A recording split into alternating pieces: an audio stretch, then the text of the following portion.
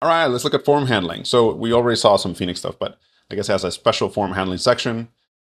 If you want to create a form based on handle params event, right, it's using the toForm helper here. So probably what it's using, yeah, when you pass a map to toForm, it assumes said map contains the 4 params, which are expected to have string keys. Yeah, that's probably a good call out. Otherwise, it might confuse itself.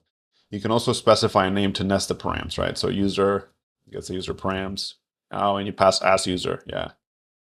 Create a form from chain sets. When using chain set, the underlying data, form params, and errors are retrieved from it. The as option is automatically computed to.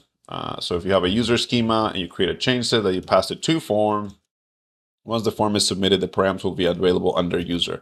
Yeah, this makes sense. This is all kind of somewhat magical, I guess, right? Like it's sort of this coupling between chain sets and how they render in the form and all this stuff. And, you know, it makes sense that the robot wouldn't know these things.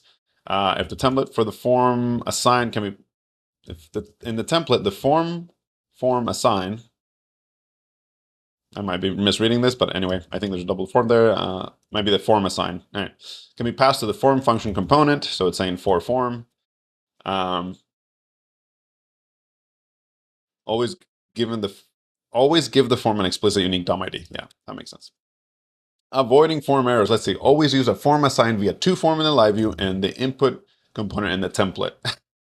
This has already been stated before, so I imagine again Chris or whoever was doing this this beautiful work ran into this several times, right? Like it makes sense that the robot's probably using like change sets instead of using the toForm, and is using like raw inputs instead of the input component. So it was probably running into issues. Never do this, right? So there you go. Yeah, it's trying to use a change set because that's what we used to do before the toForm helper.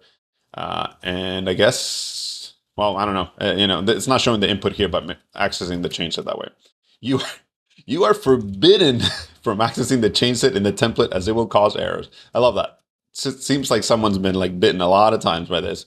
Never use form let in the template. Instead, always use form for. That's a cool one. I do think that we've seen this before and it can cause kinds of issues. Then drive all form references from the form assign as in form field. The UI should always be driven by a toForm assign in the LiveView module. So clearly, don't use change sets, use toForm is kind of the core lesson there. And we're done.